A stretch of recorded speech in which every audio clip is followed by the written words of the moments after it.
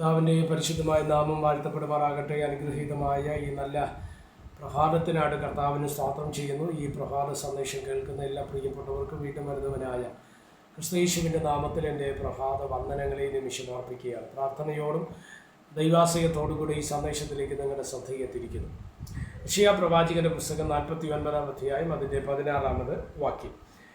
ഇതാ ഞാൻ നിന്നെ എൻ്റെ ഉള്ളം കയ്യിൽ വരച്ചിരിക്കുന്നു, നിന്റെ മതിലുകൾ എല്ലായ്പ്പോഴും എൻ്റെ മുമ്പിൽ ഇരിക്കുന്നു. ഈ വാക്യങ്ങൾക്കാണ് ദൈവത്തിന് സ്തോത്രം ചെയ്യുക.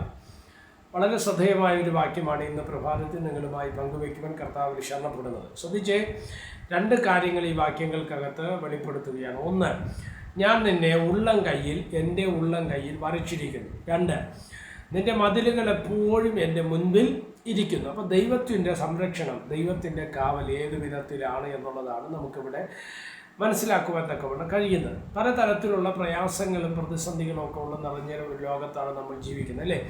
അപകട മരണങ്ങൾ വർദ്ധിച്ചു കൊണ്ടിരിക്കുന്ന ഒരു കാലഘട്ടം, പ്രത്യേകിച്ച് ദൈവമക്കളുടെയിൽ ദൈവദാസന്മാരെ പെട്ടെന്നുള്ള അപകടങ്ങളിൽ സ്തോത്രം ഈ ലോകം വിട്ട് മാറ്റപ്പെടുന്നത് നമ്മൾ ഈ ദിവസങ്ങളിൽ കാണുകയും കേൾക്കുകയും ചെയ്യുന്ന കാര്യങ്ങളാണ്. പെട്ടെന്നുള്ള രോഗങ്ങൾ, പെടുമരണങ്ങൾ പോലുള്ള അസ്വസ്ഥതകൾ പലരെയും വന്നുപിടിച്ച് പലരും ഈ ലോകം വിട്ട് യാത്രകൾ, ജീവിതത്തിൻ്റെ ആയുസ് പൂർത്തിയാക്കാതെ മരണത്തുല്യയുടെ വഴിമാറുന്ന മേഖലകളെയും നമ്മൾ കാണപ്പെടുന്നുണ്ട്. ദൈവനിശ്ചയമെന്ന് നമ്മൾ പറയുന്നു എങ്കിൽ പോലും ഇതിനകത്ത് വ്യാപരിക്കുന്ന ഇരുട്ടിൻ്റെ ശക്തികളെ ദൈവമക്കളായി നമ്മൾ തിരിച്ചറിയാതെ പോകരുത്. കാര്യം തിരുവചനം നമ്മൾ പഠിക്കുമ്പോൾ ദൈവം മനുഷ്യന് വെച്ചൊരു ആയുസ്സിനെ കുറിച്ച് വേദപുസ്തകം നമ്മളെ പഠിപ്പിക്കുകയാണ്. എന്തുവാ?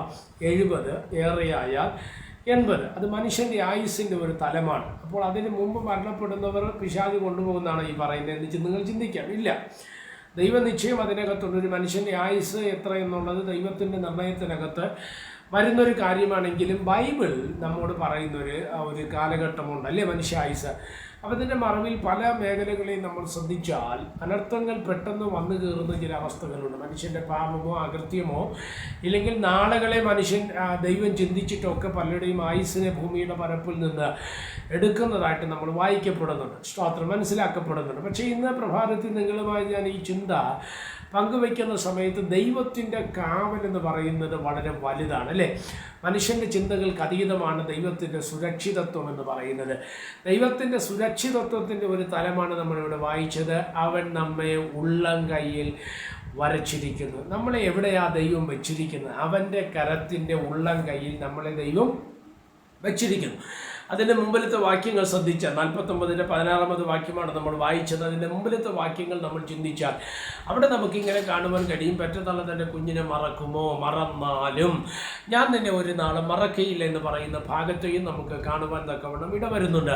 അങ്ങനെയെങ്കിലും എന്നെ ശ്രദ്ധിക്കുന്ന ദൈവമക്കളോട് ഞാൻ ആത്മാവിൽ കൈമാറുകയാണ്. ദൈവത്തിൻ്റെ കാവൽ ഒരു മനുഷ്യ ജീവിതത്തിലേക്ക് വരുമ്പോൾ അവനെ തൊടുവാൻ വേറൊരുത്തനും അധികാരമില്ല, വേറൊരു അധികാര ശക്തികൾക്കും അത് കഴിയത്തില്ല. അതുകൊണ്ട് എന്നെയും നിങ്ങളെയും ദൈവം വരച്ചിരിക്കുന്നത് കർത്താവിൻ്റെ ഉള്ളംകരത്തിലാണ്.